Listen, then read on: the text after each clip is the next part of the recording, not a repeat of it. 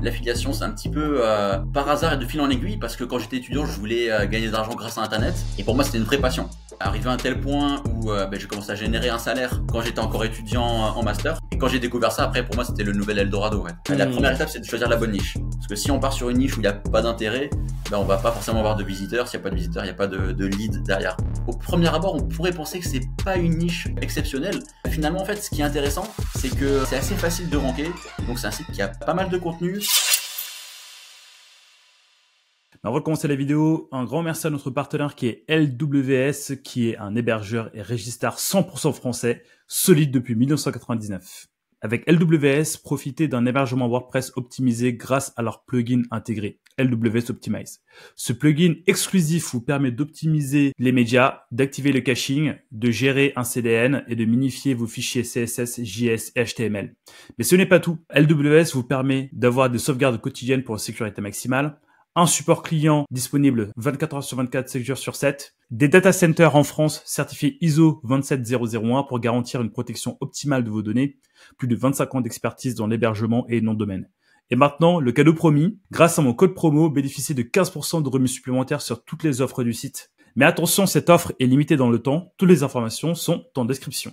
Rejoignez dès aujourd'hui LWS, l'hébergeur et registrar français de référence depuis 1999. Tous les liens et détails sont en description. Cliquez maintenant et donnez un gros coup de turbo à votre site WordPress. Un grand merci encore à LWS de sponsoriser la vidéo. Maintenant, place au podcast. Yo, salut à toi, bienvenue sur Bizcare, le podcast qui prend soin de toi avant de prendre soin de ton business. Sur ce podcast, on parle mindset, on parle entrepreneuriat, on parle SEO dans un seul but, te permettre de gagner bien ta vie en tant que consultant indépendant en SEO. Donc, on va parler d'argent, on va parler de SEO, on va parler de technique, on va parler de productivité, tout ce qu'il faut pour que tu sois libre et prospère grâce au SEO. Sans plus tarder, rendez-vous à ton épisode. Hello! Salut, salam, shalom à tous. Bienvenue sur Bizcare, le podcast SEO Business qui prend d'abord soin de toi avant de prendre soin de ton business. Et aujourd'hui, on va pas parler consulting, on va parler argent passif. On va parler affiliation web. Et qui de mieux pour parler d'affiliation que le GOAT de l'affiliation en SEO sur les internets, que le number one de l'affiliation sur Internet. Il est tellement chaud que le gars s'est dit, vas-y, moi, ça sert plus à rien de rester en France. Moi, je peux pas à l'étranger. Et juste pour ça, là, il est en direct de la Thaïlande. Et juste pour l'avoir, pour vous, auditeurs, j'ai dû me lever à 6 heures ce matin. Là, au moment où je tourne, il est 7h30 du mat pour vous donner de la valeur avec monsieur Maximilien Labadie. Salut Maximilien. Salut Bilker, un grand merci pour l'introduction. Moi, je dirais pas que je suis le god de l'affiliation, mais ça fait un petit moment déjà que je baigne dedans. Et effectivement, j'ai commencé par ça. Du coup, pour dire, effectivement, je suis expatrié en Thaïlande ça fait un peu plus de 12 ans maintenant. Ça commence à faire un bail. Et justement, j'ai pu faire ça parce que je gagnais déjà suffisamment d'argent grâce à l'affiliation. J'ai d'idées des sites. C'est comme ça que je suis tombé en fait dans le bain du SEO, de l'édition de sites. L'affiliation, c'est un petit peu par hasard et de fil en aiguille parce que quand j'étais étudiant, je voulais gagner de l'argent grâce à Internet. Ça, c'était vraiment mon objectif. Et plus c'était passif et plus ça m'intéressait. Et donc, c'est naturellement que je me suis orienté vers l'affiliation.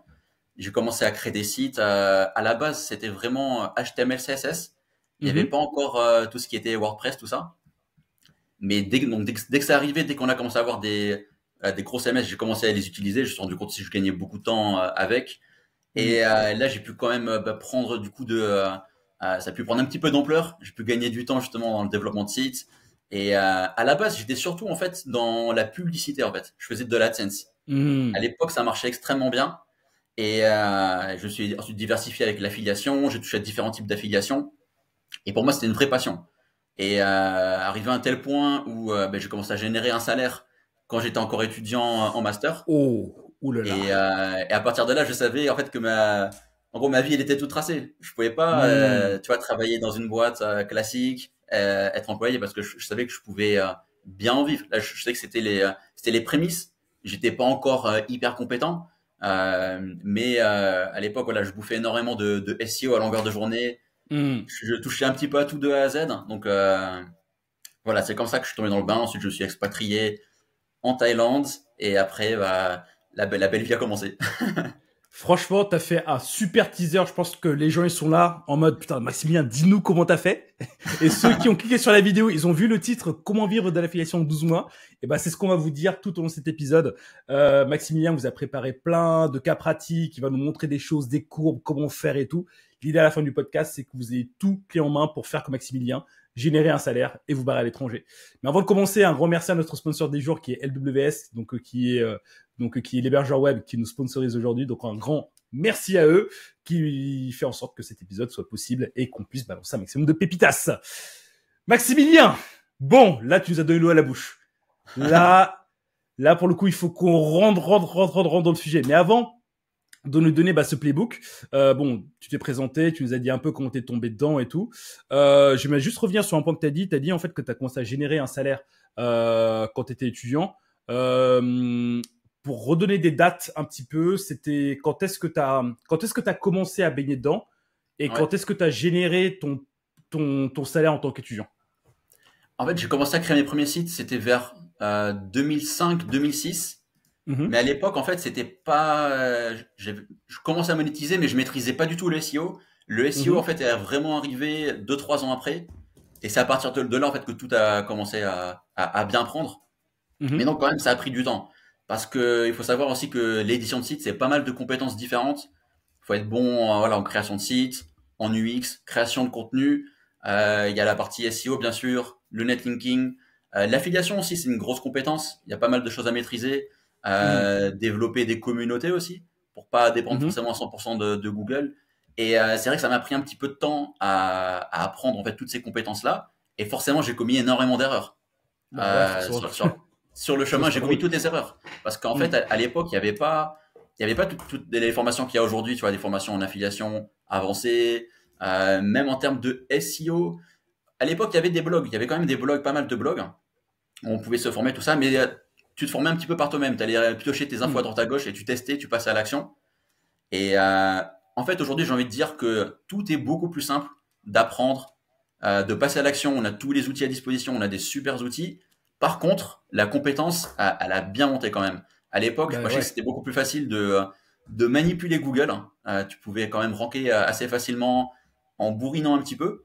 Mais aujourd'hui, il faut faire un travail quand même plus qualitatif. Mais voilà, il y a quand même toujours gros potentiel, voilà, autant en termes d'affiliation que de SEO. Il y a moins de bien ranker en faisant bien les choses. Ok, super. Ça c'est cool, c'est top, mais t'as répondu à ma question, mais t'as oublié un élément dedans. Juste en fait pour se mettre sur la ligne de temps. Enfin, il me semble que t'as dit 2006 quand t'as commencé. Ça, c'est quand j'ai commencé à créer mes premiers sites. Mais quand je suis passé aux choses sérieuses, c'était plutôt vers 2008-2009. Ok, donc 2009, c'est donc 2006 tu commences à créer tes sites. Et quand est-ce que tu as réellement commencé à gagner de l'argent? Réellement 2009, 2010, là ça commençait à être vraiment intéressant, ça devenait sérieux. Ok, mais est-ce que ça veut dire que pendant 3 ans, donc entre 2006 et 2009, t'as rien gagné ou bien tu gagnais juste des cacahuètes? Cacahuètes, ouais, un petit peu, voilà, je gagnais plus ou moins 100 euros par mois, enfin c'était vraiment. Non, c'est déjà cool. Ouais, voilà, c'était un petit truc, un petit complément, comme on dit, tu vois, pour les étudiants, c'est bien quand même. Ouais. Mais après, quand j'ai vraiment maîtrisé le SEO, c'est là que ça a été le game changer. Ok, donc 2006, tu crées tes sites. Entre 2006 et 2009, tu te formes, tu fais les erreurs qu'il faut. Sinon, c'est pas drôle. Tu montes en compétence SEO. Puis après, c'est à partir de 2009 où tes revenus ont commencé à augmenter. Ouais, donc en fait, t'étais dans une logique exponentielle. Donc, à savoir, au début, tu vois, tu trimes beaucoup, le temps de monter en compétence, de faire des erreurs et tout. En fait, il y a rien qui se passe. En fait, au bout de 3 ans, tu as eu l'effet cumulé de tout ce que tu as fait avant. Donc, de toutes les erreurs, de tout ce que tu as appris. Puis après, au bout de 3 ans, ça a commencé à décoller, quoi. Je comprends bien. Ok. C'est ça. Donc, du coup, pendant 3 ans, tu avais du 100 balles par mois. À partir de 2009, quand ça a commencé à décoller, à combien tu commençais à chiffrer régulièrement, mensuellement? Là, je faisais un SMIC mensuel, ouais, à ce moment-là. Ok. Donc, un SMIC mensuel de vers 1200 euros, c'est ça? Ouais, plus ou moins, ouais. Ok, donc ça veut dire qu'étudiant, 1200 euros par mois, c'est sympa. Et là, tu te dis, il y a un truc à faire. Justement, tu vois, déjà, comment t'es tombé dedans? Comment t'as su qu'il y avait cette niche-là qui existait et comment t'es justement monté en compétence, tu vois, petit à petit là-dessus pour te dire, ah ouais, mais en fait, dans ce truc-là, il y a du potentiel, il faut que j'y aille. En fait, à la base, moi, j'étais passionné par tout déjà le web, c'est un truc qui me passionne. Donc, c'est comme Mhm. ça que j'ai commencé à créer mes premiers sites, en fait. D'accord. Vraiment par passion. Ça a aussi orienté mes études, hein. J'ai fait Mhm. des études dans tout ce qui est web et multimédia. Mhm. Et, euh, et donc, c'est de fil en aiguille que voilà, j'ai évolué là-dedans. Et après, ensuite, j'étais parti pour faire une carrière de développeur web. C'était ça à la Mhm. base. Mhm. Et ensuite, c'est en créant des sites et en voyant que je pouvais les monétiser que voilà, je me suis orienté vers le SEO, vers du coup la publicité en ligne, l'affiliation, toutes ces choses-là en fait. Mhm. Mhm. Et quand j'ai découvert ça, après pour moi c'était le nouvel Eldorado. Ouais. Putain, mais c'est magnifique ça. Et donc du coup, mais pour générer 1 500 € par mois, c'était juste avec un seul site ou bien t'avais créé plusieurs sites qui chacun générait un petit peu? J'avais plusieurs sites en fait. J'avais Ok. plusieurs, comme on dit, des sites de niche. Mhm. Et donc en fait, quand je trouvais une niche qui commençait à bien marcher, je créais d'autres sites similaires. Et ce que je faisais en fait, c'est que parfois les niches c'était tellement peu concurrentiel que je pouvais monopoliser les SERPs de Google. Tu vois, Putain, j'avais genre c'est 5 sites à magnifique ça. moi qui Oh étaient. là là. Putain, c'est magnifique. Donc en fait, ça veut dire que tu avais un terme et en fait, tu Ouais, créais autant de sites pour monopoliser les serveurs de Google. Donc du coup, ça veut dire ouais, que position 1, c'était un site à toi, position 2, c'était un autre site, mais un site à ouais, toi, position 3, c'était un autre site. Putain, mais c'est ouais. magnifique, c'est du génie ça. Non, non, pas tant que ça. Après, à l'époque, ça marchait du tonnerre, tu vois. C'était sur des niches Ouais. informationnelles. Là, du coup, c'était monétisé. Ça, c'était monétisé avec la pub. Donc, Hmm. faut dire, en plus, à l'époque, j'étais pas si bon que ça encore en compétences affiliation. Tu vois, je connaissais pas les super programmes d'affiliation. Donc, je faisais les trucs les plus simples, en fait. Tu vois, je faisais Hmm. publicité AdSense, je faisais de l'affiliation Amazon, je faisais des trucs comme ça, tu vois. Hmm. Putain, mais c'est archi fort. Bah, du coup, maintenant, enfin, moi, je m'y connais pas trop en affiliation, donc du coup, ceux qui nous écoutent, pardonnez-moi, si jamais vous avez des questions, posez-les en commentaire et je reviendrai vers Maximilien pour vous répondre. Euh, du coup, donc, tu gagnais de l'argent par AdSense, par Amazon. Est-ce qu'il y avait d'autres canaux par lesquels tu pouvais générer de l'argent? À l'époque, je faisais aussi du parrainage en fait. Il y avait des petits sites, des D'accord. trucs de voilà, des trucs de jeux, des trucs de même de sondage en ligne. Et donc, je faisais du parrainage en masse en fait, parce que tu sais, il y avait des sites pour gagner de l'argent, pour gagner des cacahuètes. Tu sais, genre tu fais des sondages Hmm. rémunérés en ligne, tu fais des clics sur des pubs. Tu sais, il y avait des trucs comme ça. Et en fait, ce qui était vraiment intéressant dans ce business là, c'était d'être le parrain en fait. C'était de parrainer un max de monde. Hmm. Comme ça, les gens, ils font les sondages, ils font les trucs, et toi, tu touches une commission. Donc moi, c'est comme ça aussi que j'ai commencé l'affiliation. C'était avec ce genre de programme-là. Donc D'accord. voilà. Ok, ok, ok. Hyper intéressant. Donc là, on est à peu près vers 2010, c'est ça? 2010, Ouais, c'est ouais, ça. Ouais. 2009-2010. Et Ok. après, à partir de 2010, là, Euh, j'ai commencé à faire des programmes plus intéressants. Et ça s'est hmm, industrialisé. J'ai commencé aussi à déléguer la rédaction de contenu. Ça, c'est vers 2011-2012. Et ok, voilà. ok. Et quand est-ce que tu as commencé à générer, enfin, quand est-ce que tu as commencé à générer les montants qui te permettaient de couvrir tes dépenses mensuelles? En fait, quand je suis arrivé en Thaïlande, déjà ici, le coût de la vie, il était très bas. Et j'étais très économe, donc j'étais pas du genre dépensier. Et quand je suis arrivé ici, en fait, je touchais déjà plus ou moins 2000 € par mois. Et D'accord. ce que j'avais fait, c'est que j'avais pris un logement assez modeste. Voilà, je faisais pas de folie. Donc ça m'a permis Hmm, de mettre de côté aussi. Ça m'a permis aussi d'investir, parce que j'ai commencé à investir assez tôt. Et voilà, donc après, c'est vrai que quand on flambe pas, je pense qu'on peut, ici, déjà en Thaïlande, on peut très bien vivre avec 2000 € à peu près, plus ou moins. En fait, ce que je trouve intéressant dans, dans ce feedback que tu viens de faire, c'est que euh, tu es allé un peu à contre-courant en te disant bon, j'ai quelque chose qui me permet de générer de l'argent en étant décorrélé de mon temps et de mon lieu de vie. Ouais, Donc du coup, en fait, au lieu de te dire, je vais attendre d'avoir un 5 000 ou un 6 000 balles pour vivre bien, tu t'es dit, en fait, je vais aller dans un pays où le coût de la vie est moins bas ouais. pour avoir le plus rapidement possible ma liberté financière et géographique.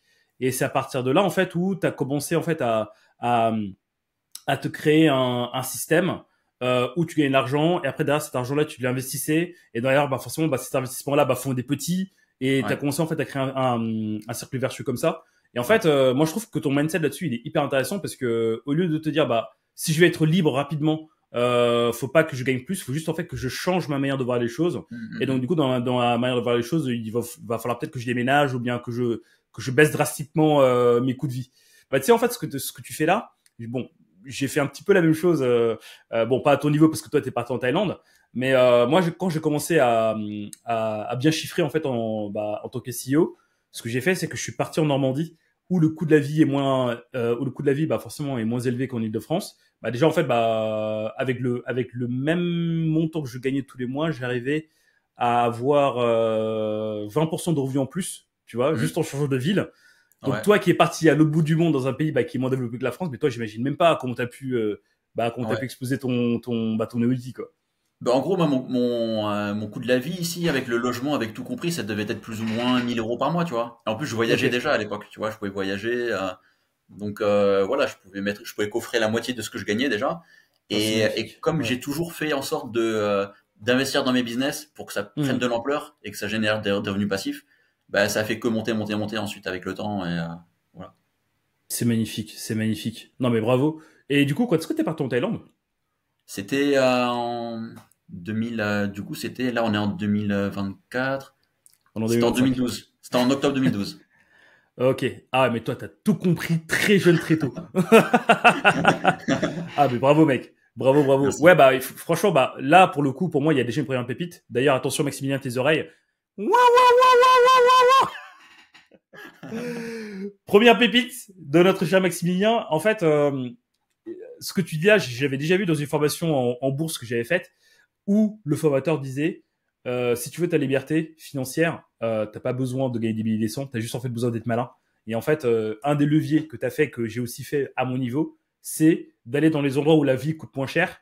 Tu gagnes la même Mhm. chose, mais en fait, juste tu augmentes, en fait, juste en gagnant la même chose et en ne faisant pas plus d'efforts, bah en fait ton niveau de vie augmente et à partir de là, bah l'argent supplémentaire que tu génères, tu peux l'investir autre part. Et franchement, ça, c'est un gros travail de mindset que tu as fait. Donc, franchement, Maximilien, bravo.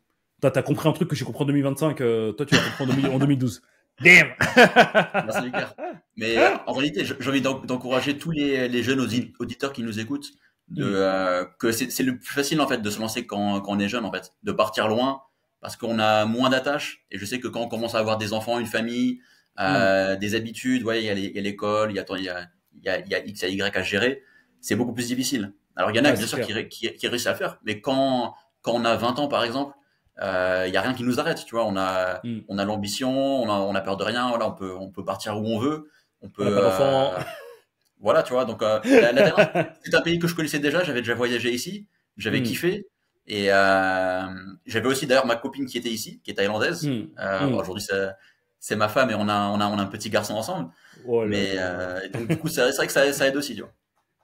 Ok. Bah, franchement, bravo. Honnêtement, bravo parce que la liberté financière que tu as créée, ce n'est pas juste de l'argent, c'est une Mm. manière de vivre et c'est une manière de voir les choses. Donc franchement, pour ça, bravo. Ton expérience, franchement, là-dessus, il est vraiment valuable, il est vraiment précieux. Donc Merci, c'est Maximilien, gentil. merci beaucoup. Avant Merci à d'enchaîner toi. sur la suite, parce que bon, là, on veut du concret, tu vois, tu es sur Biscard Podcast, je vais te cuisiner pour que tu donnes du concret, parce que nous aussi, on veut partir en Thaïlande, nous aussi, on veut générer ces 2000, 3000, 4000 balles par mois.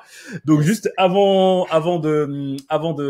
d'enchaîner, donc je tiens à faire un petit point sponsor, donc à remercier une nouvelle fois LWS donc de sponsoriser ce podcast donc qui est un hébergeur WordPress. Donc ce qui est cool avec cet hébergeur c'est que on peut avoir des sauvegardes quotidiennes, on peut avoir un support client accessible 7 jours sur 7. C'est français, des data centers certifiés, ils ont 25 ans d'expérience. Je vous mets un lien en description, n'hésitez pas à y aller. Maximilien, le concret maintenant. Le Yes. concret. Parce que si t'es là sur Biscard Podcast, c'est que on veut, nous aussi, monter nos sites d'affiliation en 12 mois. Yes. Donc, Maximilien, est-ce que t'as un petit playbook à nous partager là, en fait, en partant de Ouais. zéro, comment on peut monter un site d'affilié. Voilà, quelle est ta méthode qu'on pourrait lancer à l'issue de ce podcast pour se dire dans 12 mois, je vais revenir sur ce podcast, mettre un gros like en me disant Maximilien, merci, parce que grâce à toi, maintenant, je viens à Thaïlande. Voilà, donc du coup, Maximilien, comment on peut faire voilà, pour se lancer et monter un site en affiliation en 2025 avec toutes les Mm. contraintes qu'il y a, donc il y a Ouais. le SEO qui est moins cliqué, tout ça, voilà. Maximilien, dis-le tout. Yes. Alors en fait, il y a plein de façons de faire de l'affiliation en 2025. Bien sûr, il y a Mm, la méthode classique de créer son propre site Et ça, c'est là vraiment la solution que je recommande parce que c'est une propriété web qu'on maîtrise, on a la main dessus. Il y a d'autres façons aussi très intéressantes à exploiter. On a par exemple la gestion de pages sur les réseaux sociaux. On peut très bien faire de l'affiliation dessus. On a également la chaîne YouTube, les podcasts. Voilà, il y a plein de façons en fait différentes de faire de l'affiliation. Et même en fait, je recommanderais de ne pas dépendre que d'un seul levier. Aujourd'hui, voilà, en 2025, on veut pas dépendre que d'une seule entité. Par exemple, si quelqu'un veut faire de l'affiliation en passant par Instagram, disons qu'un jour Instagram estime qu'on ne respecte pas les guidelines, il peut nous bloquer le compte du jour au lendemain, donc on peut perdre des milliers, voire des dizaines de milliers d'abonnés comme ça, d'un claquement de doigts. Alors que quand on a son propre site, ben là pour le coup c'est dans la mesure où on a un site qui est parfaitement légal, ben, du coup il y a aucun souci à avoir. Bah en fait, j'ai l'impression que le game de l'affiliation va aussi un petit peu dans l'air du temps sur l'évolution du web. Bon, de plus en plus, en fait, je dis à mes élèves et à mes clients, ne dépendez pas juste de Google, essayez en fait de créer un écosystème. Et en fait, donc ça, c'est à l'échelle du web pour mes clients, mais même moi, dans tout ce que j'ai créé, tu vois, dans mes business, tu vois, entre Biscard Podcast, entre ma formation, entre mes consultings, même dans tout ça en fait, moi-même en fait je fais gaffe à avoir un écosystème entre mes newsletters, mes podcasts, mes nouvelles vidéos qui sortent, mes posts LinkedIn, mon site, enfin mes sites, pour que lorsqu'on un pète, et en fait il y a les autres qui peuvent le rattraper. Et ce qui est intéressant dans ce que tu dis, c'est que Laurent Bourrelli en fait il avait déjà dit la même chose il y a un an quand je l'avais reçu sur Biscard Podcast. Il disait en fait que c'est archi dangereux, peu importe les business que tu fais, de dépendre que d'un seul levier. Donc ceux qui demandent que le Google, c'est chaud. Ceux qui demandent que la newsletter, c'est chaud. Donc en fait, ce que tu dis, ça va juste en fait dans l'air du temps, dans l'évolution du web. Donc à savoir en fait mettre des billets un petit peu partout pour pour créer un truc solide et antifragile. C'est clair. Et il faut savoir que en général en affiliation, le levier de trafic numéro un, ça reste quand même le SEO, c'est le plus intéressant. Donc une certaine dépendance à Google. Mais Google aussi, il voit tout ce que tu peux faire en fait autour de ton site. Et si tu as seulement qu'un site, bah t'es très limité. Par contre, si tu as des pages sociales autour, si tu monétises d'autres façons, en plus ce sont des signaux positifs pour Google parce qu'il voit que ok, t'es un business legit, t'as des communautés à droite à gauche, t'as des interactions, donc tout ça c'est du positif en fait. Ça montre que t'as un business crédible. Ok. Ensuite, mais en fait juste pour ajouter à ce que tu dis, là Là, il y a beaucoup de questionnements autour de 2025, ce qui va se passer et tout. Mais ce que tu dis là, en fait, je l'avais vu lors du SEO Summit de décembre 2024, où en fait, il y avait tous les conférenciers disaient la même chose que toi, avoir des signaux partout pour que Google se dise, ok, lui, il est crédible, ce n'est pas un scam, il est pas juste là pour faire un site, pour coffrer quoi. Donc du coup, ceux qui nous écoutent, voilà, si vous voulez faire du SEO, il faut plus laisser il faut embarquer les réseaux sociaux avec vous. Ouais, c'est ça. Donc il faut un ensemble de compétences en fait, parce qu'il faut être bon un petit peu partout. Et aujourd'hui, je pense que c'est la stratégie à adopter pour durer dans le temps. Ouais. Ensuite, les différentes formes d'affiliation, il y en a plein en fait. Il y a l'affiliation classique e-commerce qui est la plus populaire. Donc en gros, tu vas recommander des produits e-commerce type disponibles sur Amazon ou sur n'importe quelle boutique, parce qu'aujourd'hui, il y a quasiment tous les sites e-commerce, gros ou petits, ont un programme d'affiliation. Donc, tu peux le rejoindre, tu peux recommander ces produits-là, et à chaque fois qu'il y a une vente qui est générée via ton site affilié, toi, tu touches une commission qui peut aller grosso modo de 3% à 30% pour certains types de produits en e-commerce. En général, ça va pas trop dessus. Et donc, pour te donner en gros une estimation rapide, tout ce qui est produits high-tech, électroménager, tout ça, on est plutôt sur des coms avoisinant les 3%. Ouais, bah ouais. Tout ce qui est après maison, jardin, loisirs, sport, on tourne autour des 7-8%. Et si on veut vraiment de l'affiliation e-commerce intéressante, on peut aller vers les compléments alimentaires, où là on est plutôt dans les 20-30%. Donc c'est très important en fait de regarder tous ces éléments-là en fait. Et justement, voilà, on va parler justement des différentes étapes de la création d'un site d'affiliation. La première étape, c'est de choisir la bonne niche. Et pour avoir une bonne niche, il faut prendre un ensemble de critères. Le premier critère, c'est l'intérêt des gens. Est-ce qu'il y a suffisamment de recherches sur Google, sur Internet de manière générale? Est-ce que ça intéresse suffisamment de gens? Parce que si on part sur une niche où il n'y a pas d'intérêt, ben on va pas forcément avoir de visiteurs. S'il n'y a pas de visiteurs, il n'y a pas de lead derrière. Donc, il faut suffisamment d'intérêt. Il faut ensuite une compétitivité faible. Si on part sur une niche qui est trop compétitive, on va devoir dépenser, je pense, beaucoup de temps, beaucoup d'argent pour pouvoir bien se positionner. Donc ça, je pense que c'est à éviter. Voilà, quand on n'a pas un gros budget et qu'on a... Après, si quelqu'un a un gros budget et qu'il a la patience, qu'il peut bosser sur plusieurs années sans avoir de résultats, il n'y a pas de problème. Mais je recommanderais plutôt, je pense que ceux qui nous écoutent veulent des résultats plus rapides et la simplicité, tu vois. Ouais.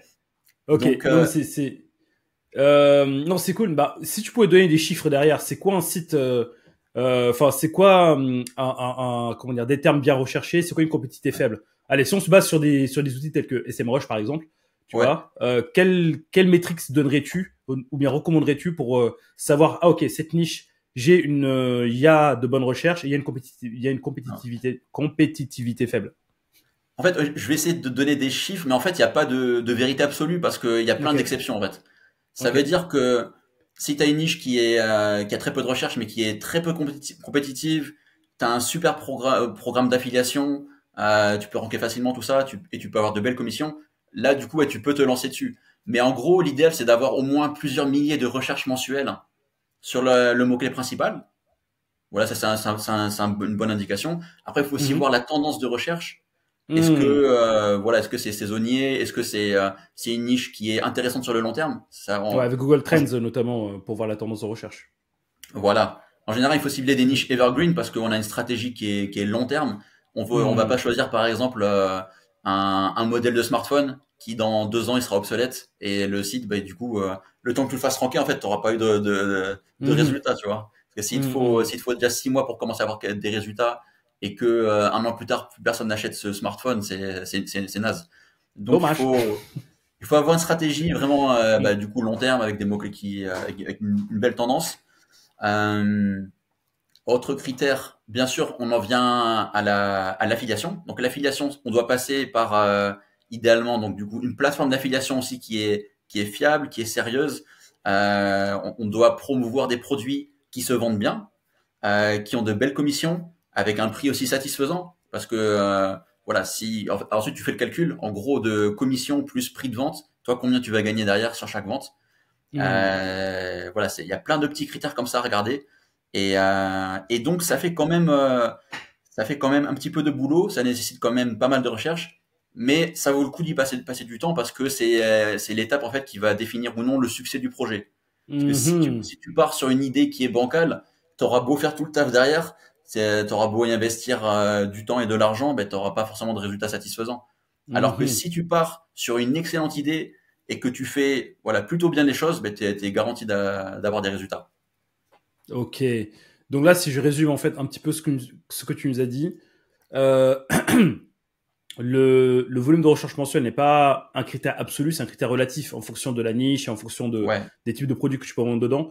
Par exemple, allez, pour vraiment donner un exemple bête et méchant, tu nous as dit tout à l'heure que le secteur des compléments alimentaires est bien commissionné.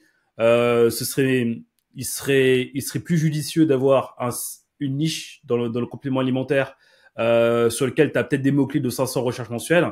Et si tu vends, tu serais commissionné à 30% plutôt que d'être sur de l'électroménager mm, avec des mots-clés à 2000, mais sur lesquels tu seras commissionné à juste 3%, quoi, plus ou moins. ouais, Donc, exactement. ok.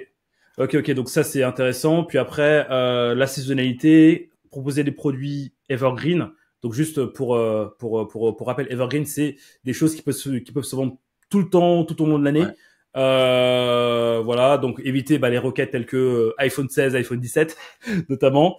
Et après, choisir les bonnes plateformes d'affiliation et se mettre dessus, si je comprends bien.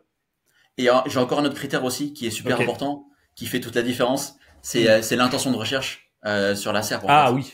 Ok. Ouais, super super important, encore plus qu'avant, parce que là ça fait grosso modo 2 ans à peu près que Google a viré en gros les sites affiliés sur la majorité des requêtes e-commerce. C'est-à-dire qu'aujourd'hui, si tu Ok. tapes des requêtes e-commerce, t'as automatiquement des boutiques e-commerce seulement. Il n'y a plus de sites d'affiliation, sauf exception. Il y a toujours des exceptions. Mais en gros, un site d'affiliation, il va pouvoir, sur les niches e-commerce, il peut se positionner sur des termes comme meilleur, avis, comparatif, des requêtes informationnelles. Donc, Ok. on est beaucoup plus Enfin, limité. Après, ce qui est cool, c'est que c'est assez facile d'avoir des résultats là-dessus. Après, selon la compétitivité, ça a à voir. Mais c'est pour ça aujourd'hui, je recommande en fait plutôt d'éviter les niches e-commerce et de se focaliser sur d'autres types d'affiliations beaucoup plus rentables, intéressants et sur lesquels on peut ranker.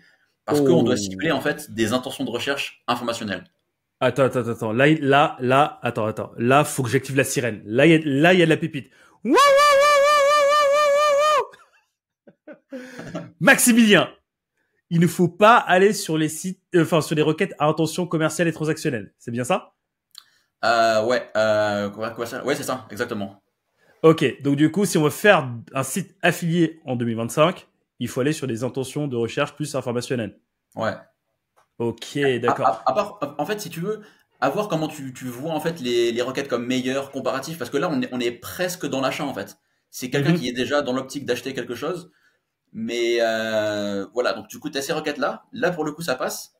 Mais sinon, si on veut cibler vraiment tout type de requêtes, on a d'autres types d'affiliation, d'autres types de niches. Je peux en donner quelques exemples. Allez. Allez. Allez. Du coup, tout ce qui va être dans les thématiques B2B, business, marketing, logiciel, outils web, rencontres, jeux d'argent, parfois bien-être. Bien-être, c'est un petit peu spécial parce que faut quand même une certaine expertise. Aujourd'hui, de plus en plus sur les niches dites Your Money, Your Life, donc si ça touche ton argent ou ta santé, Google, il est de plus en plus regardant sur la crédibilité du site. Et donc, du coup, si tu as un profil qui est crédible et que tu es bon justement dans tout ce qui est critères EEAT, voilà pour tout ça, là, tu peux y aller, il n'y a pas de problème. Mais si tu fais un site assez bâclé, si tu n'as pas de persona derrière réel avec, disons, un compte LinkedIn, Facebook, etc., là, il vaut mieux éviter. Ok, d'accord. Hyper intéressant. Hyper intéressant. Alors désolé pour ceux qui nous écoutent, je bug un peu parce que j'ai des idées de business derrière là. Maximilien, lui, voilà, bah là il vient de me donner des idées à lancer là juste après à la fin du podcast. Mais c'est cool. C'est cool. Après, tu nous as parlé aussi de plateformes d'affiliation. Alors, encore une fois, moi, je ne me connais pas vraiment en affiliation. J'apprends vraiment, tu vois, avec toi là, pendant que je t'interviewe. Donc, ça veut dire en fait qu'il y a des sites vraiment spécialisés sur mettre en relation des sites qui veulent proposer le produit et les sites produits en eux-mêmes, c'est ça? Ouais. Alors en fait, t'as les plateformes qui réunissent les annonceurs et les éditeurs. Et t'as d'autres sites, en fait, ce sont les vendeurs directement qui ont leur propre programme d'affiliation en interne. Donc en général, les plus gros sites, ils passent par des plateformes tierces. Et en général, les petits programmes d'affiliation, ils ont leur propre truc à eux. Parce que ça coûte quasiment rien à gérer, en fait. D'accord, ok, d'accord, c'est clair. C'est clair. Ok, bah écoute, c'est archi clair. Donc là, j'ai bien compris la théorie. Donc comment faire, où est-ce qu'il faut aller, comment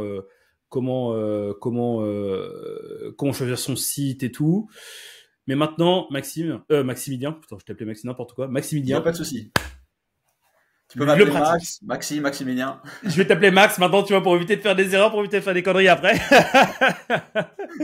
Maintenant, Max, la pratique. Est-ce que tu as un playbook que tu vas nous montrer sur comment on part de l'idée à monter le site, à suivre les KPI jusqu'à avoir les résultats cibles? Ouais. Alors, en gros, une fois que tu as ton idée, il te reste plus qu'à trouver le nom de domaine idéal. Donc là, je te recommanderais de partir sur un nom de domaine EMD. EMD, ça veut dire Exact Match Domain. Donc le domaine, ça correspond au mot-clé que tu cibles principal. Ça va te donner un gros boost en fait, une certaine autorité en fait sur ce mot-clé-là. Que Google, il va comprendre que ta spécialité c'est ça, donc il va te valoriser automatiquement. Donc juste attends, juste avant que tu ailles un peu plus loin, tu es en train de nous confirmer que les Exact Match Domain ont un comment dire, Google les regarde pour booster un site.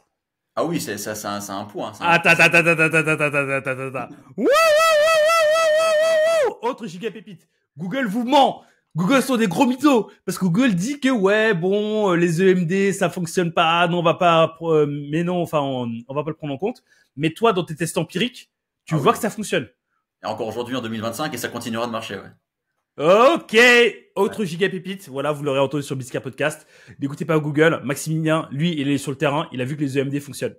Donc, Et comment... il y a aussi un truc que je veux rajouter par rapport à ça, c'est que, Mhm, en gros, quand tu vas faire des liens vers ton site, donc mhm, déjà, tu peux faire des encres plus ou moins optimisées.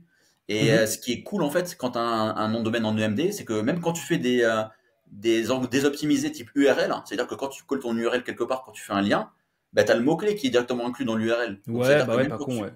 même quand tu fais une encre désoptimisée, c'est quand même optimisé dans un sens, tu vois. Donc, c'est pour ça que c'est super intéressant de partir sur des EMD. Tu vois, c'est Après, c'est pour ça que je suis content d'avoir des gens comme toi. Tu vois, vous êtes parti sur le terrain. Tu vois, t'es parti sur le terrain, t'as testé, t'as vu ce qui fonctionne, ce qui fonctionne pas, et là tu me donnes des petites pépitas. Tu vois, des pépites d'or. Que dis-je? Des pépites de diamant. Oh là là là là. Franchement, la bombe que tu lâches là. Merci Maximilien. avec plaisir, Ryan, c'est normal.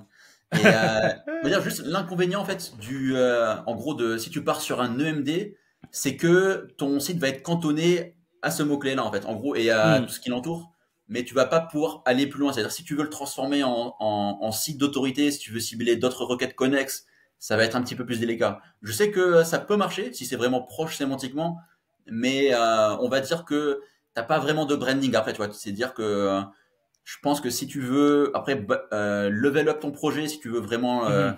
passer au niveau supérieur et peut-être proposer plus de produits, plus de services, etc., il faudra peut-être envisager une migration voilà, vers un plus gros site avec une vraie marque. Hmm. Ok, ok. Donc du coup, si on veut commencer petit, en gros, si l'intention qu'on a, c'est juste de créer un ou plusieurs sites d'affiliation Mm. qui nous rapportent la petite centaine d'euros par mois, EMD, c'est Mm. largement suffisant. Mais si Ouais, on veut créer une machine de guerre, ouais. on peut commencer EMD, puis après créer une vraie marque, commencer à diffuser sur les réseaux, Ouais. créer en fait une communauté autour de ça et Mm. créer en fait voilà une marque et après petit à petit envisager éventuellement une migration vers le nouveau nom de domaine. Exactement, ouais. Je Ok, pense que ça pour marche. générer des milliers d'euros en fait avec un projet, il faut partir sur un site d'autorité, il faut avoir une communauté, il faut la totale en fait. Et Mhm. ça demande du temps mine de rien. Ouais. C'est du boulot. Bah tu sais là aujourd'hui au moment où on tourne, bon, je pense que ceux qui verront la vidéo, ils verront que c'est live. J'ai fait un petit parallèle avec SEO Pareto, tu vois mon programme de formation qui forme des consultants SEO freelance. Au début, en fait, quand tu vois le mot SEO Pareto, ça va absolument rien dire, tu vois. Mm, Tu vois, mm, ça peut être tu vois, en fait, ça peut être une technique de référencement, ça peut être un concept, une vision. Non, en fait, pour moi, c'est une formation. Donc mm, en fait, mm. je me suis dit, je vais créer une marque sur les réseaux. Je vais faire en sorte de fédérer autour de cette marque.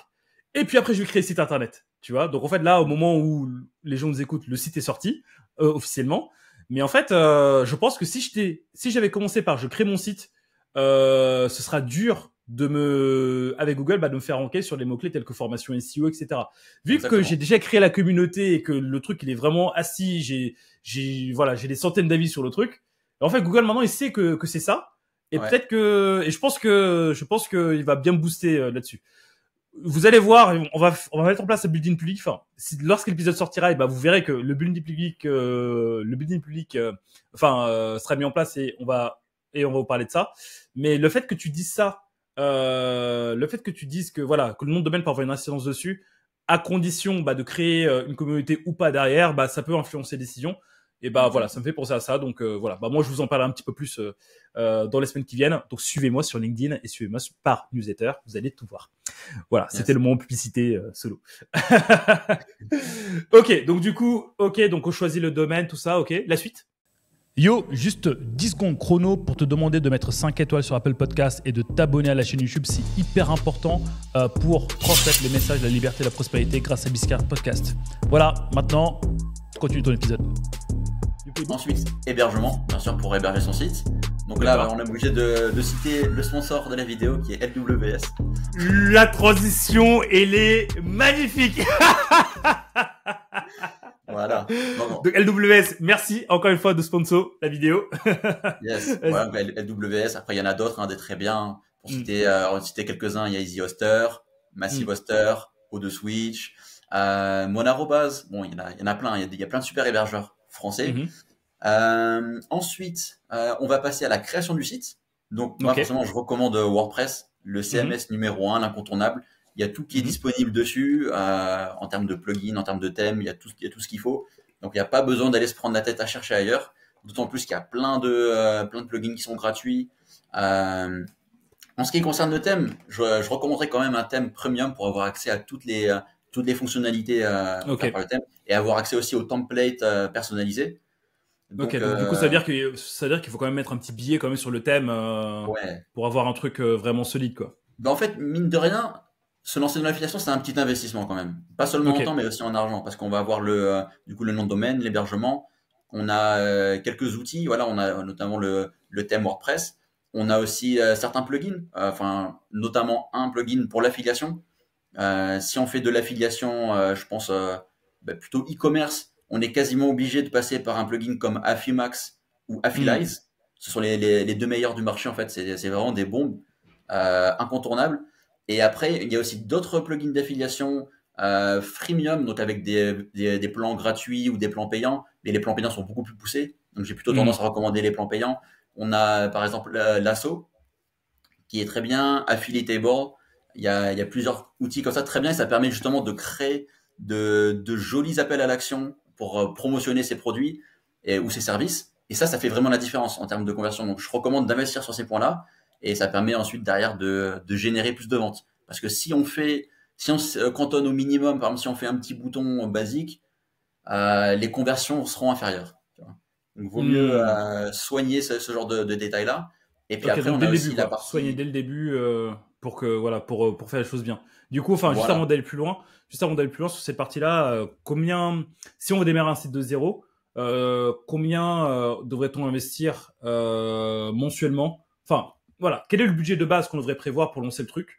Et mensuellement, combien devrait-on prévoir pour lancer le projet? Plus ou moins, hein, tu vois, pour avoir des idées. Alors, le premier site, c'est le plus cher, parce que c'est là où il faut engager tous les frais pour avoir accès à tout. Et en général, quand tu as un deuxième site, tu peux l'héberger aussi sur ton hébergeur. En général, ça coûte pas grand-chose de plus. Parfois, c'est même le même prix. Par exemple, si tu optes pour citer que ça, l'offre unique de haut de Switch, tu peux mettre autant de sites que tu veux dessus, en fait. Voilà. Ensuite, alors, attends. J'ai un trou de mémoire. Ah oui, pardon, excuse-moi. T'inquiète. Les élèves du direct. Maximilien est très fort, mais ça reste un être humain. Voilà. Ça, c'est le manque de sommeil, ça. Et les enfants qui lisaient. C'est ça. Et donc, du coup, en fait, quand tu prends en fait des licences ensuite pour tout ce qui est thème, plugin, etc., en fait, c'est toujours moins cher d'en prendre pour plusieurs sites. Ça veut dire que même tu vois, pour quelqu'un comme moi qui a énormément de sites, tu as des licences des fois qui te permettent d'installer des plugins sur 100 sites. Et là, pour le coup, c'est hyper rentable. Après, tu payes des cacahuètes en fait pour chaque site. Mais en gros, pour un premier site, tu peux compter plus ou moins 150 € en fait, tout compris en fait, tous les plugins premium, les hébergements premium. Après, le deuxième site, ça devrait te coûter plus ou moins 100 €. Celui d'après, encore moins, et plus t'en crées en fait, et moins c'est cher. Après, j'encouragerais pas non plus à créer un très grand nombre de sites parce qu'on a très vite fait de trop se disperser et d'être moyen partout. Et là, pour le coup, quand on est moyen partout, on n'a pas trop de résultats, quoi. Ok, donc du coup, vaudrait mieux lancer un premier sur lequel tu vois, tu testes, tu apprends, tu engages les frais et tout. Et une fois que c'est en vitesse de croisière, là, t'en lances en deuxième, puis en troisième, et forcément, ça va aller beaucoup plus vite parce que t'as déjà appris pas mal de choses et tu peux capitaliser aussi bien sur ce que t'as appris que sur ce que t'as investi pour grandir vite. Exactement, ouais. Ok, d'accord, ça marche. Ok, bah écoute, hyper intéressant. Ok, et ensuite? Et ensuite, une fois qu'on a le site, donc là, le site, il est créé, il y a la base, on a choisi son thème, on l'a mis en place, on a fait ses pages de contact, de mentions légales. Maintenant, il faut s'atteler au contenu. Et avant de créer ce contenu, il faut aussi faire le plan de site idéal. Donc, on va commencer à voir comment organiser tout ça. En général, le mot-clé principal est ciblé avec la page d'accueil, parce que la page d'accueil, c'est la page qui a le plus de puissance sur le site.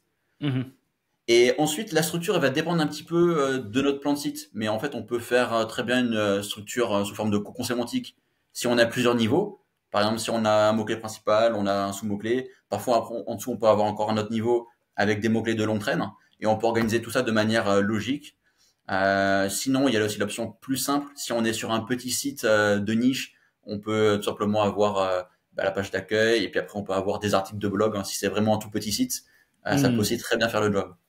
Donc d'où l'intérêt, quand même, avant de se lancer bille en tête, de faire une étude sémantique, de voir quel est ton clé principal, quels sont tes mots-clés secondaires.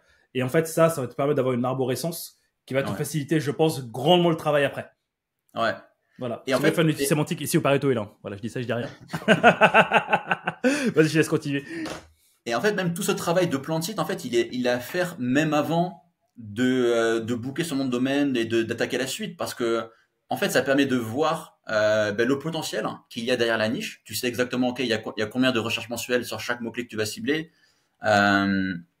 Ensuite, tu vas voir un petit peu comment tu vas pouvoir monétiser ces différents contenus. Et tu te rends compte en fait que si, par exemple, si tu as le mot-clé principal, tu peux te positionner dessus, mais si tous les mots-clés secondaires, il n'y a rien d'intéressant, et par exemple, il n'y a pas d'intention de recherche sur lesquelles tu peux te positionner, bah, tu te dis que, ah, ok, finalement, je suis parti sur une idée bancale. Et t'as tout fait, et finalement, tu te rends compte après que t'es parti sur la mauvaise idée. Donc, c'est pour ça qu'il faut vraiment se poser au préalable, et avant de lancer quoi que ce soit, il faut déjà être certain de son plan d'action, en fait. Ok, d'accord, ok, ça marche.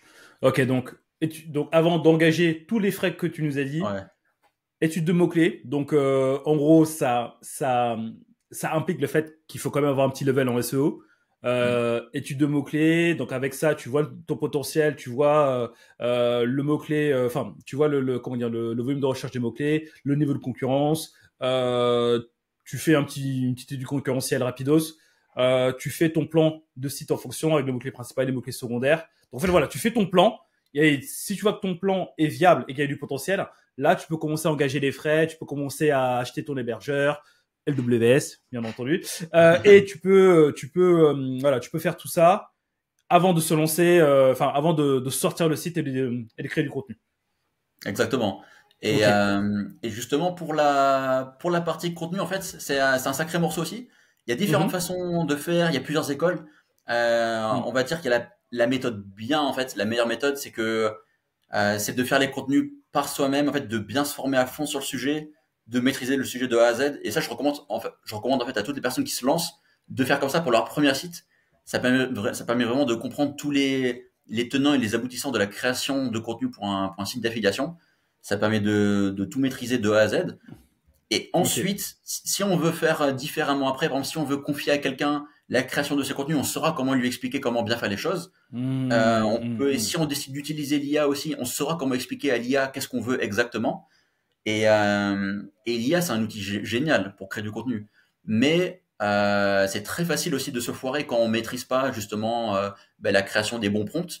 Et par exemple, ceux qui utilisent l'IA pour générer des contenus en un clic, par exemple, fais-moi un article optimisé pour le SEO sur tel mot-clé, ça c'est vraiment... c'est bancal de chez bancal. C'est bancal. C'est giga bancal même. Tu vois. Donc en fait, déjà pour bien faire les choses, c'est qu'il faut faire le plan détaillé de son article. Déjà avant même d'attaquer la rédaction, il faut avoir un plan d'article carré. Et pour ça, en fait, moi, il y a un outil que j'utilise et que j'adore. Ça s'appelle Through. C'est un Français qui a créé ça. Il s'appelle Samuel Schmidt. C'est un super outil qui va scraper les SERPs de Google, qui va analyser ce que font les meilleurs sites et lui te fait un récap en gros c'est quoi, voilà les sommaires de tous ces sites-là. Et tu peux même utiliser l'IA de cet outil pour te générer à toi, en gros, une structure d'article parfaite. Et tu lui dis en gros quel type de contenu tu veux. Est-ce que c'est un guide ultime? Est-ce que c'est un comparateur? Est-ce que c'est un avis, etc. Et en conséquence, il va ajuster et il va te créer un joli plan. Et après, c'est à toi derrière de vérifier le taf. Normalement, en général, c'est bien fait. Mais toi, comme tu maîtrises déjà bien ta niche, tu sais que, ok, je peux rajouter ça, je peux rajouter tel autre élément intéressant que les autres concurrents n'ont pas encore développé. Parce que c'est aussi ça qui est important, c'est que quand on utilise l'IA ou les outils tout faits comme ça, c'est que eux, ils vont se baser sur les meilleurs. Et finalement, ça va un petit peu s'inspirer de ce que font les autres, mais il n'y a pas de perspective unique. Et ça, c'est quelque chose que Google regarde de plus en plus. Il veut que tu aies une perspective unique à partager via tes contenus. Et donc voilà, c'est très bien d'utiliser ces outils, mais il faut pas en dépendre à 100%, il faut pas les utiliser aveuglément. Et il en va de même pour les outils d'optimisation sémantique. Quand on crée ses contenus, utiliser un tel outil, c'est génial, parce qu'on va pouvoir vraiment n'omettre aucun terme important à placer dans ses contenus, justement pour montrer à Google que on est une référence, on parle de tout, on n'a rien oublié. Mais c'est vrai que quand on maîtrise le sujet, on peut toujours rajouter des petits trucs en plus. Et là, Google, il voit que, OK, ce gars-là, il a réussi déjà à développer le sujet de manière vraiment exhaustive. Et en plus, il a rajouté des trucs supplémentaires, des perspectives uniques, des exemples, des études de cas, etc. Et c'est comme ça, en fait, que tu es valorisé par Google et que tu fais vraiment la différence en termes de contenu. Franchement, tu viens de nous faire une masterclass de comment faire du bon contenu pour faire l'affiliation 2025. Maximilien, je le dis devant tout le monde, je t'aime. Parce que là, à l'issue du podcast, là, je vais faire du sale. Voilà.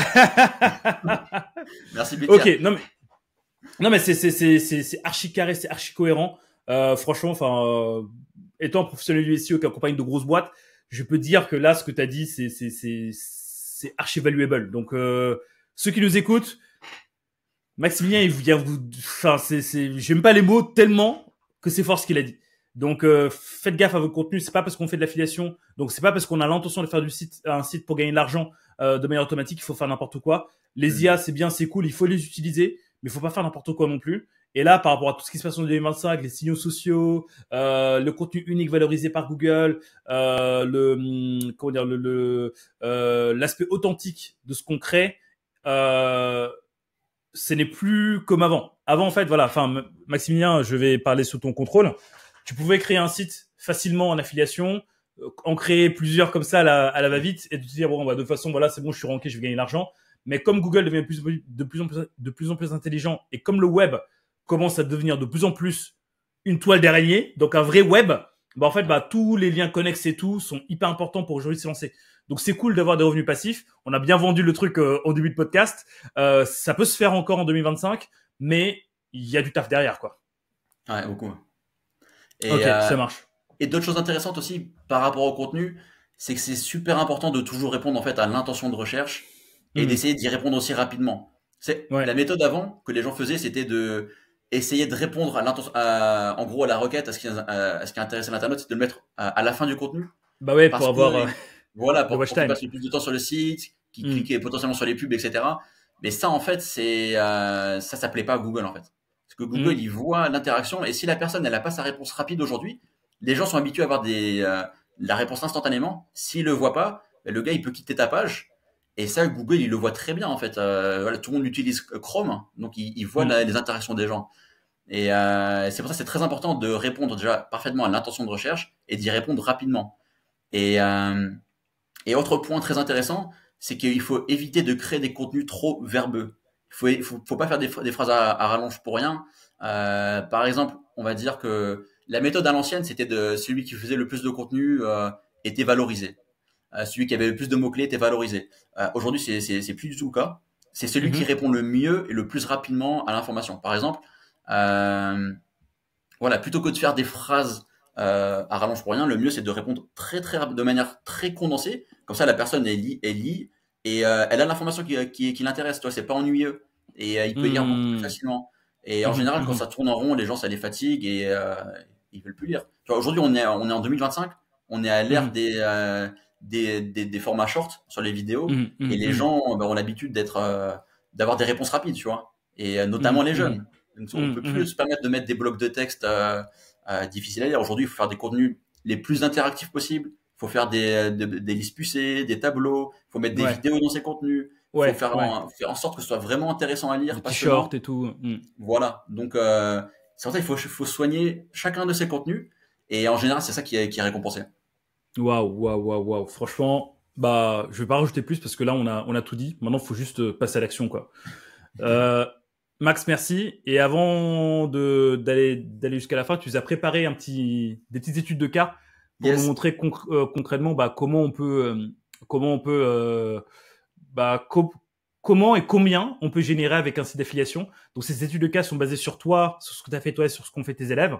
Voilà. Du coup, voilà, parce que aussi, bah, Maximilien, tu l'as pas dit, mais tu as un programme aussi de formation pour aider les personnes qui veulent se lancer dans l'affiliation à faire bien et à éviter les erreurs que tu as faites, et aussi à faire de l'affiliation pour 2025.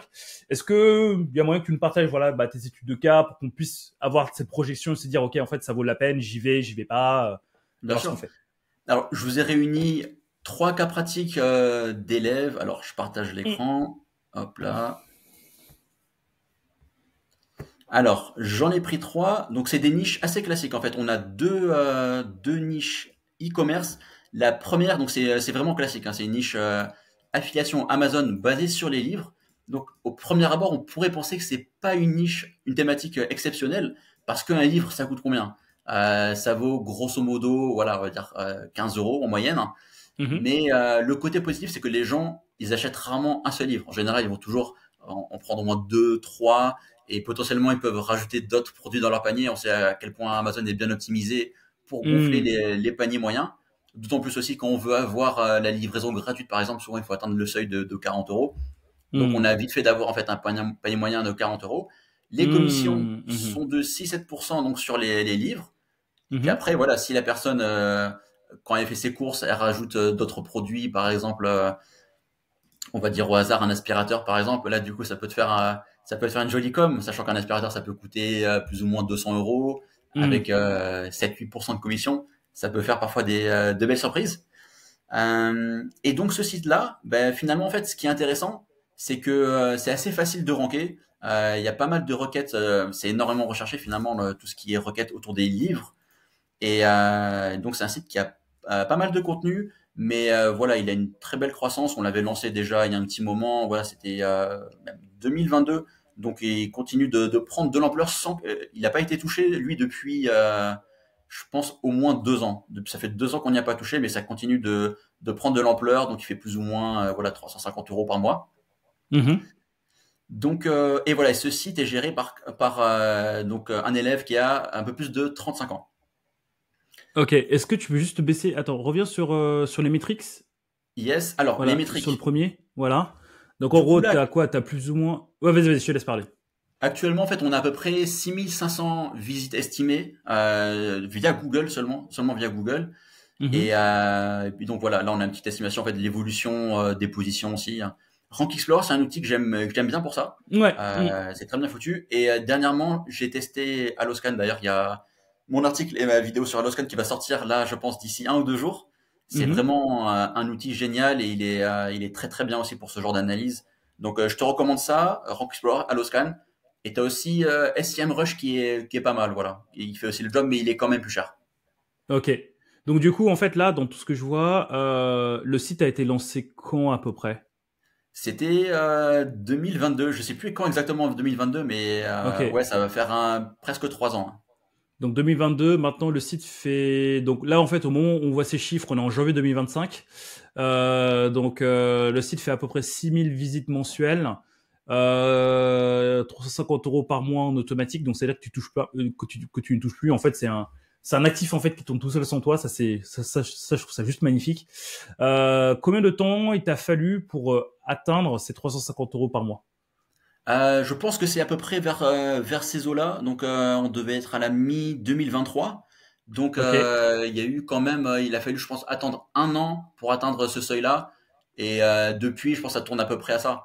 Là, je Ok. sais pas les derniers chiffres parce que enfin, je demande pas régulièrement non plus Mhm. les revenus de mes élèves. Mais à mon avis, ça tourne bien. Et là, on doit être dans les 400, à peu près plus ou moins euros par mois, je pense. 400, 500. Donc 350 euros par mois.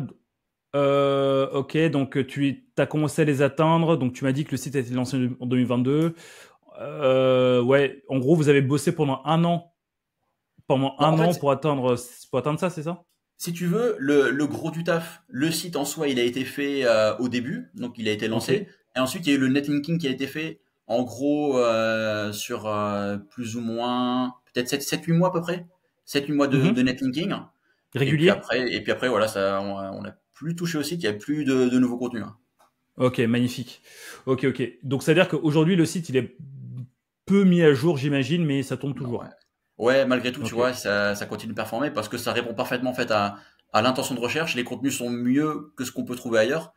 Et Mhm. voilà, le taf il est fait. Et ça, c'est vraiment le genre d'affiliation qu'on recherche. Et voilà, l'objectif, c'est d'avoir plusieurs sites comme ça qui génèrent des Ok. revenus passifs. Et on n'a pas besoin de Ok. s'en inquiéter. Après, je pense que s'il y avait même plus d'updates dessus, s'il y avait des nouveaux contenus, s'il y avait des mises à jour, je pense qu'ils pourraient performer encore plus. Ça, moi, à mon Oui, avis, oui, je pense, ouais. il y a pas de doute là-dessus, ouais.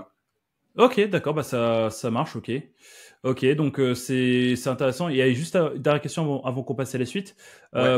combien de temps cette personne, ton élève, investissait par semaine pour atteindre ces résultats-là, voilà, bah, pour atteindre ces résultats-là sur un site. Alors, en gros, ça, en fait, c'est une commande qui nous a passé, donc la Mhm. création, en gros, d'un site d'affiliation clé en main. Donc, on a tout géré pour Ok, lui. Création de d'accord. site, design, contenu, netlinking aussi. Donc, grosso modo, le site, il a dû lui coûter, je pense, en termes de contenu, on était dans les, je veux pas dire de bêtises, je pense qu'on était dans les 4 000 € à peu près, plus ou moins. D'accord. Peut-être ouais, peut-être moins entre 3 et 4 000. Et après, Mhm. le netlinking, je pense qu'il y en a eu pour à peu près 250 € par mois pendant 7 8 mois. Ok, d'accord. Ok, ok.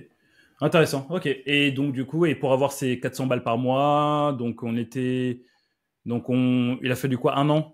Ouais, il a fallu 12 mois à peu près. Ouais, moins que ça Ok. pour atteindre ces résultats. Hmm. Je pense, ouais, à peu près un an plus ou moins, ouais. Ok, d'accord, ok, ça marche. Voilà. Ok, Et puis, intéressant. Ok, ça marche. Donc ça, c'est niche, Amazon, livre. Ok, ça marche. Très bien, ok, bah très intéressant. Deuxième niche. deuxième niche, donc toujours un truc très classique. Là, on est dans le bricolage, donc il s'agit d'un accessoire, voilà, de bricolage électrique. Électroportatif. Donc, on est sur un panier moyen de 80 €. Les commissions Ok. sont un peu plus intéressantes. On est sur du 7-8%. Ok. Le client, il a un peu plus de 40 ans. Et Mhm. là, pour le coup, voilà, il a quand même explosé assez récemment. Ouf. Ah ouais. Pourtant, tu vois, on l'a lancé courant 2023. Je pense Mhm. qu'on l'a, début 2023, on a dû le lancer. Ça a pris du temps à décoller, tu vois. Ça a pris, au bout d'un an, c'était toujours moyen. Et là, c'est que récemment que ça a explosé. Et là, en fait, c'est avec ce trafic-là qui génère 650 € par mois.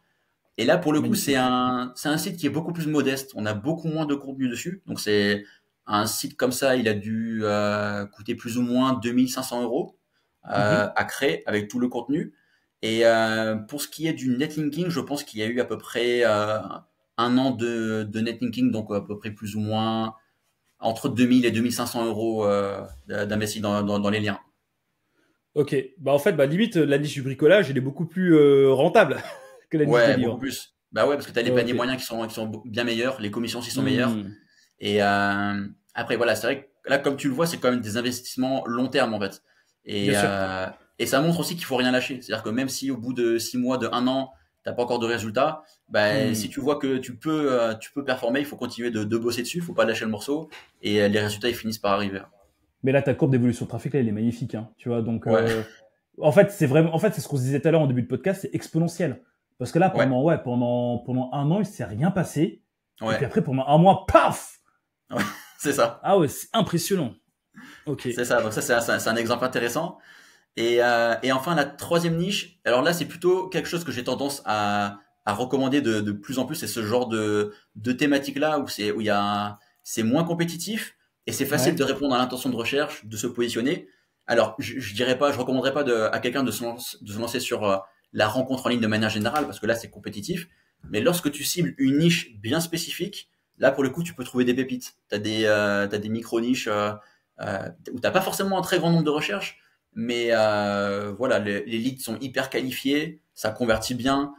Tu fais en gros, ce qui est bien aussi avec cette affiliation-là, c'est que tu fais quasiment un partage 50-50, voire plus, avec les sites de rencontres. Et en Ah, gros, c'est tu peux magnifique t'attendre, en ça. fait, tant que la personne elle a son abonnement qui est actif, tu peux toucher plus ou moins 10 € par mois, en fait, par lead Ah validé. ouais. Ok, d'accord. Ouais. Donc en fait, là, dès que tu ramènes quelqu'un, ça, tant que la personne est active et qu'elle cherche, toi, Ouais, ouais, bah toi là, tu touches de l'argent. voilà, C'est exactement. magnifique. Et là, tu vois que Ok. les gains estimés sont bien supérieurs, même si tu as moins de trafic, c'est Mhm. quand même beaucoup plus sympa, tu vois, en termes de revenus. Et c'est pour ça que je recommande de plus en plus des affiliations comme ça, un petit peu en mode sous-marin, des niches Hmm. que les gens peut-être ne s'y intéressent pas forcément plus que ça. Et Mhm. en général, ce sont les niches aussi les moins sexy, où il y a le moins de monde et où là, tu peux avoir les meilleurs résultats. Donc après, à voir selon les affinités de chacun, parce que je sais que tout le monde Bien n'est pas sûr. forcément passionné par rapport à la rencontre, de faire des Ouais. contenus dessus, de faire voilà, parce que je sais que c'est du boulot quand même de développer ça. Mais voilà, je pense que si quelqu'un s'y intéresse un minimum et qu'il est motivé, voilà, pour avoir des résultats, bah, il peut se lancer dessus et il peut avoir des résultats plus rapidement et supérieur qu'avec des niches en affiliation e-commerce. Bah franchement, bah moi j'ai rien à ajouter hein, dans tout ça. Enfin, la dernière question que je voulais te poser par rapport à toutes ces courbes-là, combien d'articles en moyenne et combien de backlinks en moyenne encore, parce que je sais que ça peut changer en fonction des niches. Ouais. Comment réalises-tu par mois?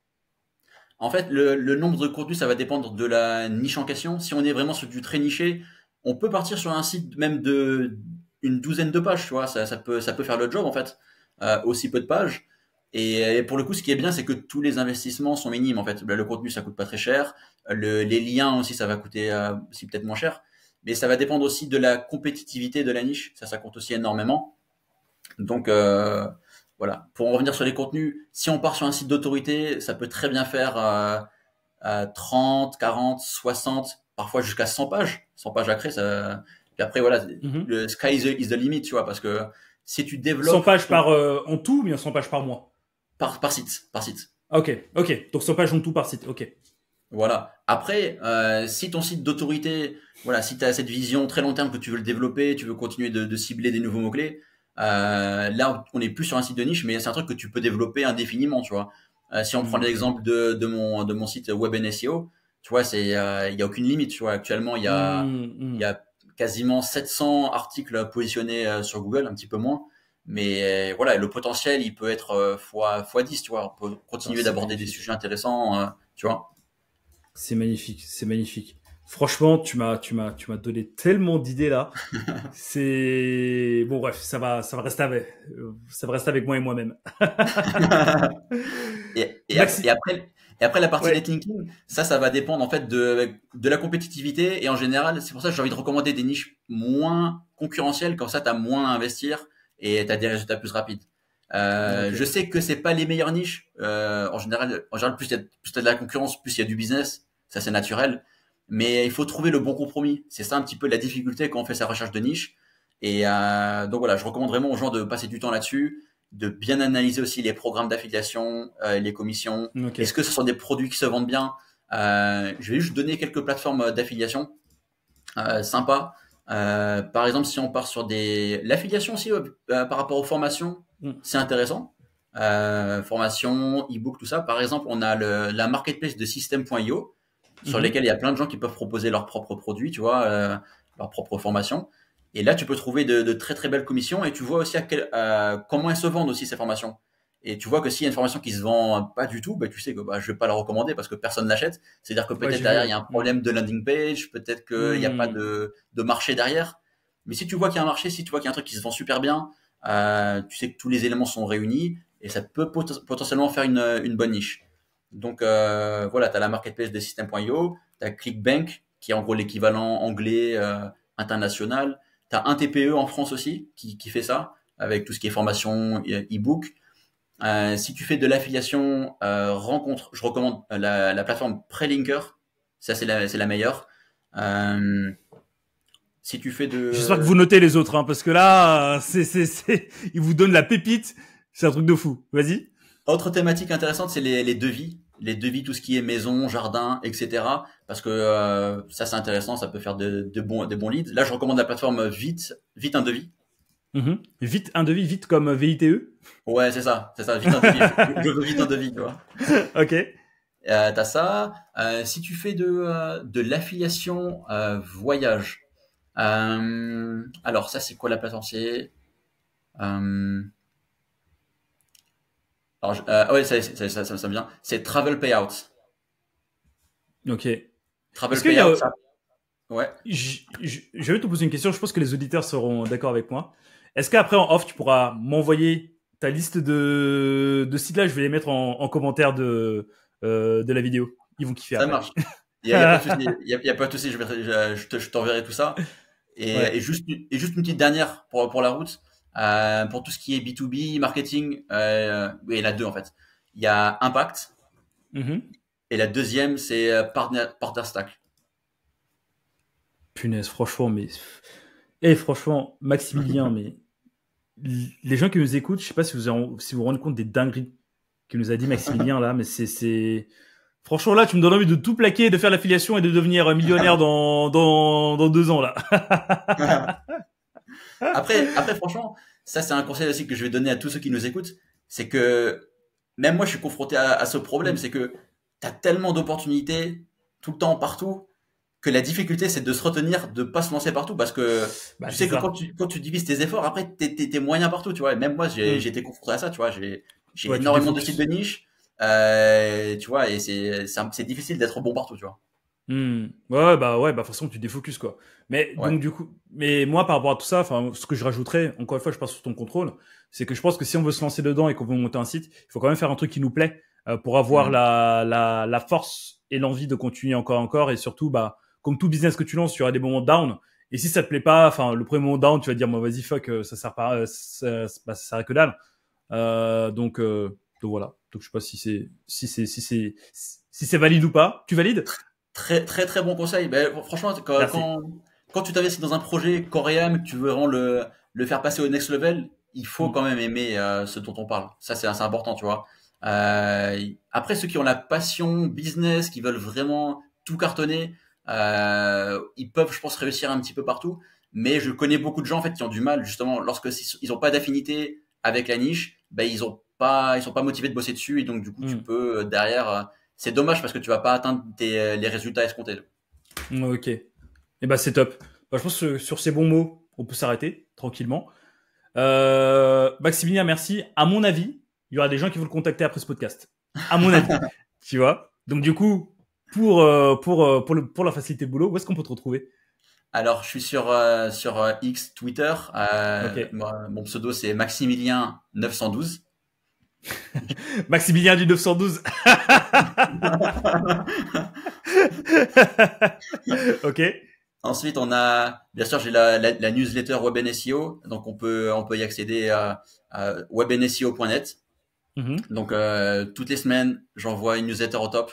On parle de SEO, IA, business en ligne, monétisation, WordPress, affiliation. Voilà. Ça envoie du lourd. Ok. Et puis après, c'est là où je suis le plus actif en fait. Après, je suis aussi présent sur YouTube, donc Maximilien Labadie.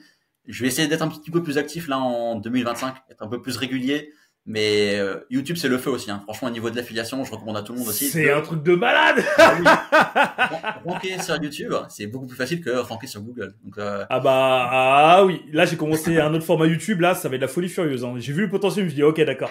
On va faire des choses intéressantes. Franchement, couplez les deux. Hein. Si vous faites de l'affiliation, dans la mesure du possible, essayez de coupler du YouTube et des sites. Ça fait la différence. Ça marche. Maximilien, franchement, un grand merci pour ta dispo. Tu vois, là, je regrette pas du tout. Je regrette pas du tout de m'être levé à 7h30 et de commencer l'épisode à 7h30 avec toi. Parce que là, tu m'as mis de bonne humeur toute la journée. Là, ça va fuser dans ma tête. C'est un truc de fou. Donc, franchement, merci pour tout ton partage. Tout ce que tu as dit, c'est valuable de fou. Maintenant, si vous voulez des résultats, il faut juste passer à l'action, quoi. Donc, Maxime, merci. Maximilien! Putain, je galère à chaque fois. Merci. Il n'y a pas de souci. Il y a pas de souci. Avec grand plaisir, Bilker, un grand merci pour ton invitation. Un grand plaisir toujours de passer du temps avec toi. T'es un gars au top. Donc voilà, si vous n'êtes pas encore abonné, abonnez-vous à la chaîne de Bilker. Voilà, validé. Voilà, ça c'est le backlink naturel le plus valuable que j'ai pu avoir. Max, merci beaucoup, merci pour l'épisode et je te dis à très bientôt. Merci, allez à très vite tout le monde. Allez, salut François, ciao. J'espère que cet épisode t'a plu. N'hésite pas à liker, t'abonner, partager cet épisode, mais également à mettre 5 étoiles sur la plateforme de podcast de ton choix.